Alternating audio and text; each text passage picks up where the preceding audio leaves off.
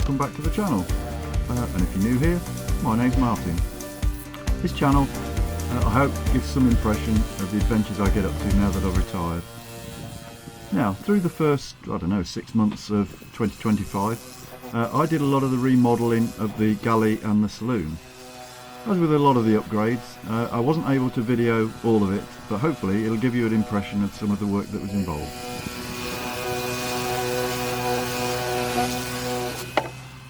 Hi, I'm going to restart the interior, I wouldn't say fit out, but upgrades on the boat. I'm not sure how much of it I'll be able to use, but I thought, well, if I'm going to do an upgrade part of the vlog, then the channel, then I better film it. Well, what I did from the outset was took all the cupboard doors off, both sides, fitted drawers. You can see that drawer there. There's another drawer there and another one below it with crockery in. This one here has got the freezer in it. Ignore the big holes in the front, that's temporary ventilation. I've got the doors to put and the drawer fronts to put back on there, but before I do that I've got to replace the surrounds or rebuild the surrounds. When I took it all out, it was all a little bit bitty, and I've kept a lot of the timber that came out, but obviously I've used that for rebuilding the big drawer fronts, etc, etc. So what I've got to do, if I just close that one, I want to rebuild or replace the drawer fronts, put the cupboard door on the bottom there, drawer front on there, 2 drawer fronts. But what I've got to do is replace these bits, and then I can paint the surrounds and then fit the drawer fronts and the doors, etc, etc, and ultimately put a new work surface on the top. This side I'm not going to worry about too much at the moment, because the cooker, the sink are all going to be sort of shunted that way a little bit, because what I'm going to do is move the dinette, so this L-shaped bench affair, move that to the opposite side of the boat. When I replaced the solid fuel stove with a wood burner, replaced the solid fuel stove with a diesel, the weight difference is quite marked, and that unbalanced the boat. So I'm having to preload the starboard side of the boat with all my heavy stuff, but that makes the space really unusable. So what I'm going to do is move the seat across with storage underneath, then be able to move the table onto the other side, and that should redress the balance issue rather than having to take the floor up and tinker with the ballast. So that's what's occurring here. As I say, I'm not sure how much of it I'll be able to use, because it's a bit Heath Robinson. I'm taking odds and sods of bits of timber and trying to make a silk purse out of it. So we'll see how it goes anyway. Okay. Now I've shaped this piece of wood, a couple of screw holes put in it. Ignore the big screw holes, they're historical, and they will be filled before I paint it.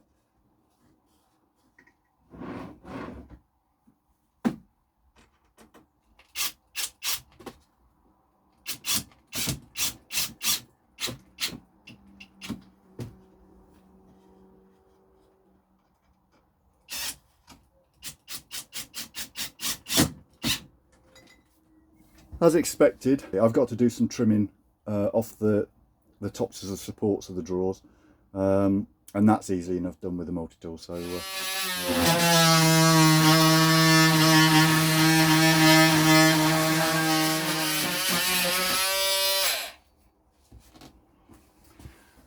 this is the bit that I really don't like, and why I don't really like doing stuff inside the boat. It makes such a mess, and you're forever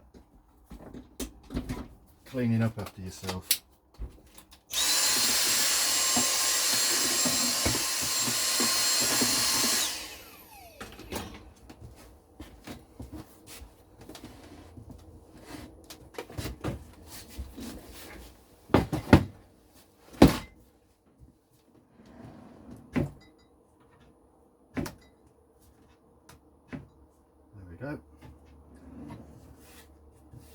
do nicely. Right, that's got that bit in. Now there's just the last of these thingy bobs here, these fillets I think I'll call them. It's a bit manky on that end, so I'm going to saw that end off and saw that end off. So, pencil. That one's obvious, so I shall drop your pencil and break the lead. Oh, there we go. There we go. Right. Do all my sawing outside, so we're back in a minute. Just realised some of this wood I'm using to infill that came from the boat, it looks to me to be some sort of tropical hardwood. I'm not sure what sort, but yeah, it was clearly, must have been growing in the rainforest somewhere, which is a bit of a shame. Hey ho. Needs to be put to good use. What's holding that off there down? Marvellous. Right. On that. Oh, bloody hand's in the way.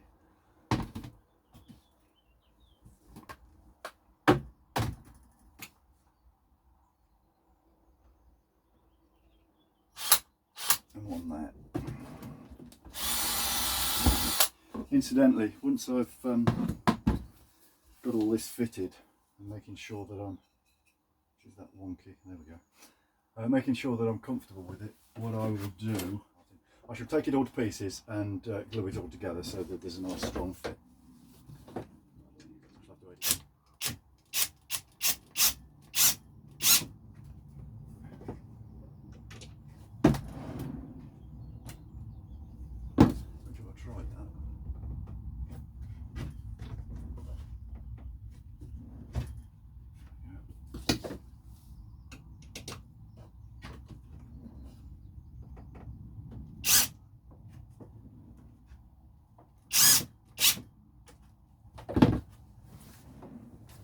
I think when I come to finish it, I shall use copious amounts of filler to cover up all the joints. And the next thing I need to just check is that the drawer fronts fit, which they do. This one won't fit very well because I've got a makeshift catch on that, but yeah. So that's that bit done. I think before I go any further, I'm going to clean up the mess. Now we've got the side bit to replace, rebuild. However you look at it. Again, I've already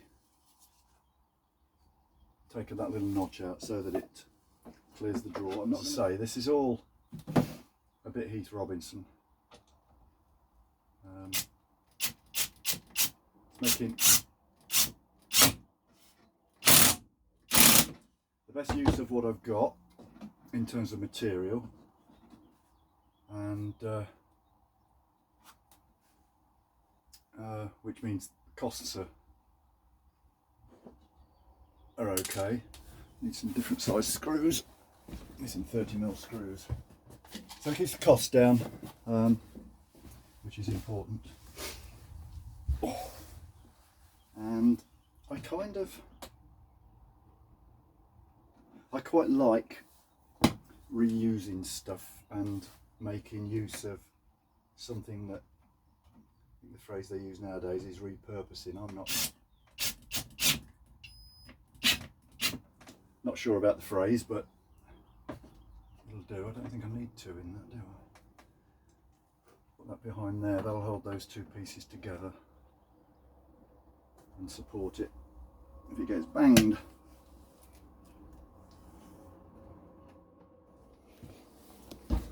Right, to improve access, a little bit confined in there, I've taken the top of the two drawers out.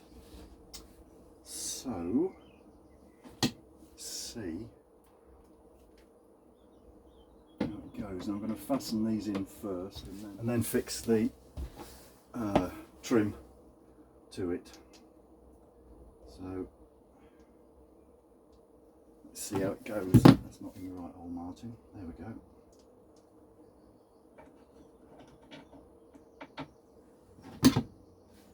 Now I'm going to have to turn my back to you because I'm left-handed. Or I'm more effective with my left hand. And that's that way up.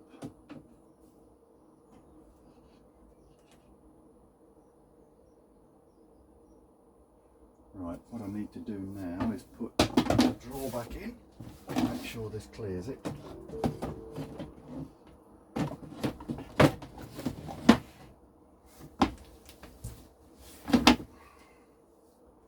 Oh yes.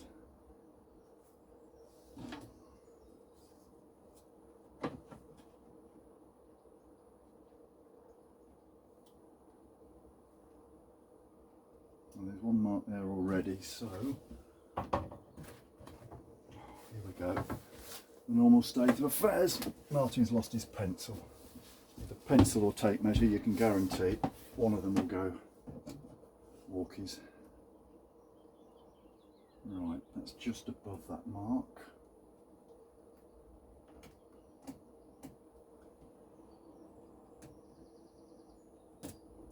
Right, you can come out. Incidentally, don't judge me on the contents of this drawer. It's a boy's drawer.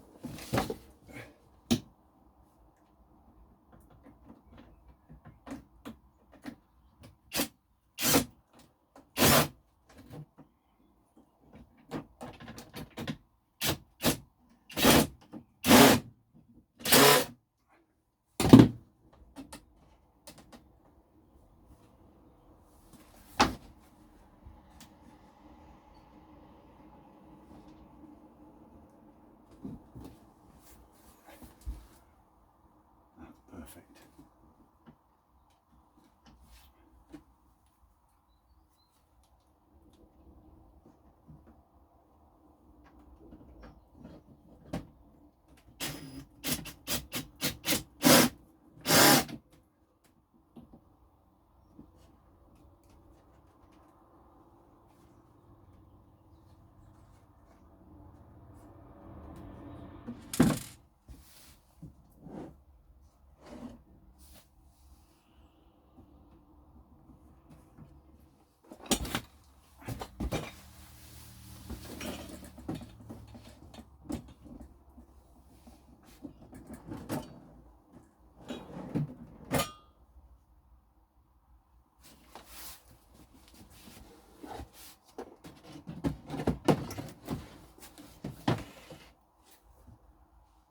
Right.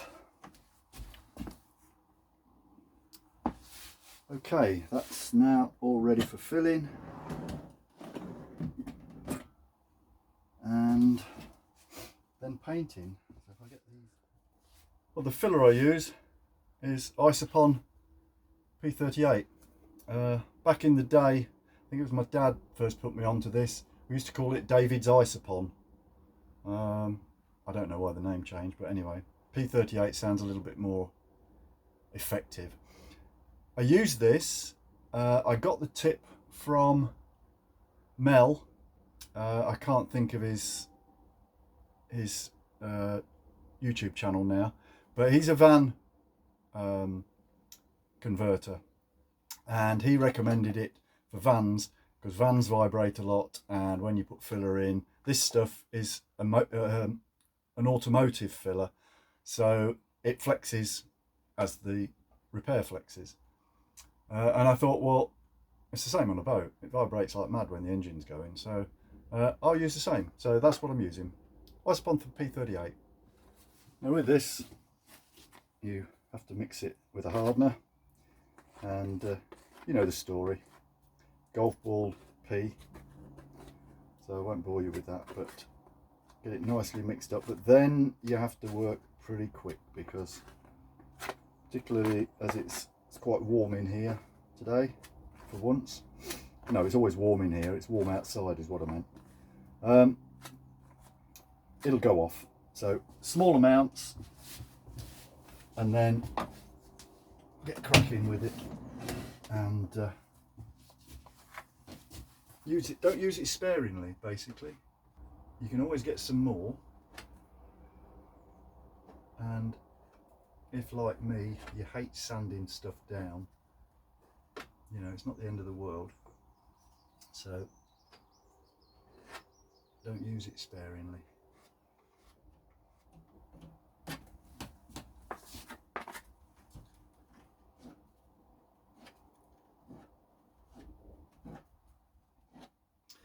I think that gets all the bits that I did today, and as luck would have it, that's the end of the filler. Well, the end of the stuff that I mixed. Seal it back up well, and there's not a lot left in this can. I've got another one. Okay, well that's today sorted. I've got to tidy up now. Now then, after a bit of a break, and once the cupboard doors and drawer fronts had all been fitted, I set about the hideous work surfaces and the rather grim looking sink. You may have also noticed that the doors underneath the sink have also been modified. In previous shots you will have noticed that there were big gaping holes, which was temporary ventilation, but now I put some rather more attractive mesh in the doors, and that works really well. Now, to replace the sink, I managed to get hold of a ceramic hand wash basin. It was the closest thing I could find to a butler's sink, which would have been way too big for the boat. So I built a frame underneath the work surface to take the weight, and then used the existing work surface as a template before cutting the new surface. For the work surface, I was fortunate to be able to recycle some mahogany that I found laying in a skip. It was in a bit of a state, but with some TLC I was able to bring it round. And after sanding it all down and cutting it to size, I gave it 3 coats of Osmo oil. Now I hope you agree that the new work surface, the painted cupboards and drawer fronts, the new sink and the new tap are a massive improvement on what was there before. But the galley's not quite finished yet.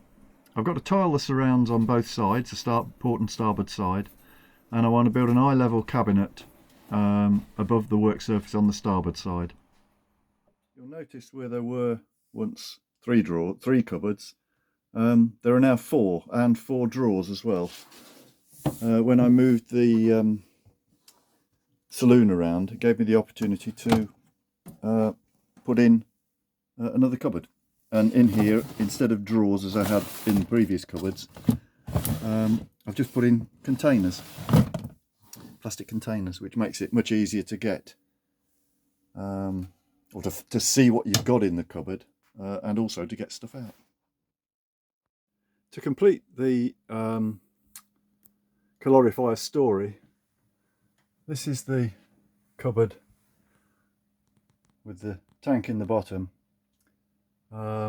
where I installed it, and here t-shirts, sweaters and sweatshirts, shorts and trousers, and then in the bottom, I don't know if you can see that actually, not very much at all because there's a whacking great 55 litre tank in there, but it fits in there. Down here, if you remember, is where the pipes all live. So these are the pipes that are feed hot water from the engine. That one and the one at the bottom are what are fed from the diesel stove. Where the pipes fed in from the engine room through there, they now run behind this panelling. I believe I also mentioned in the bedroom that I was going to extend the wardrobe out, and that's now been done. Prior to this, the wardrobe only stretched as far as here down, and had space, you can see inside, had space for about 2 shirts. Now It comes all the way out and it's flush with the bathroom door, and much better. The actual wardrobe doesn't come all the way to the front. Well, it does, but I've taken that space, a small space, as somewhere to hang, if you like, the clothes of the day. So in this case, there's a pair of jeans, pair of shorts, a shirt, and that's so that I can air them when they're taken off. I can air them and without them hanging all over the interior of the boat. And below it, which was a space that rarely got used, I now use for storing bedding. So got a nice container in there on runners, and I can store bedding in there. So that's a space that wasn't used, and it kind of makes up a little bit for the space where the tank is, that can't now be used. So that's the end of the calorifier, and an update on the wardrobe situation.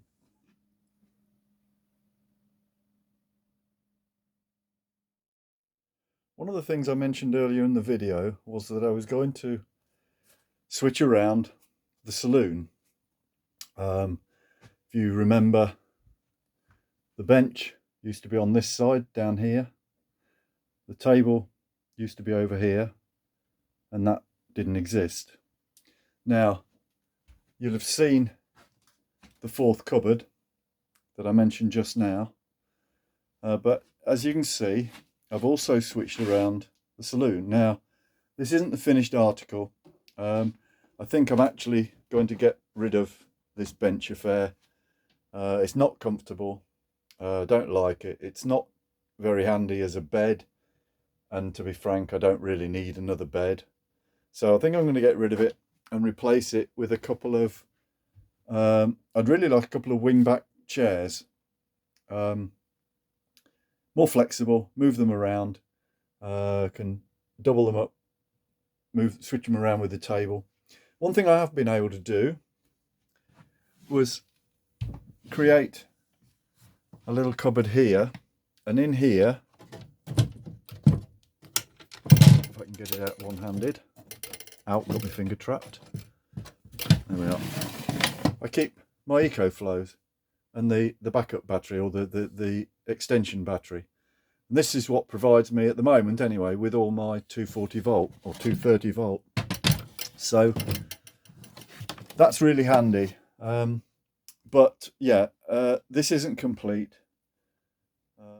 But I'm not sure that I want to keep it as a bench seat. I think I'd sooner have two separate chairs.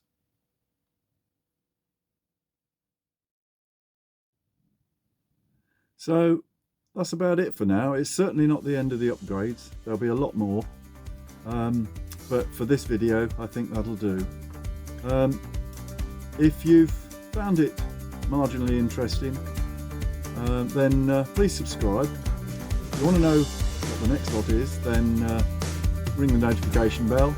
And if you found it slightly entertaining, then give us a thumbs up. Okay, till next time, see ya.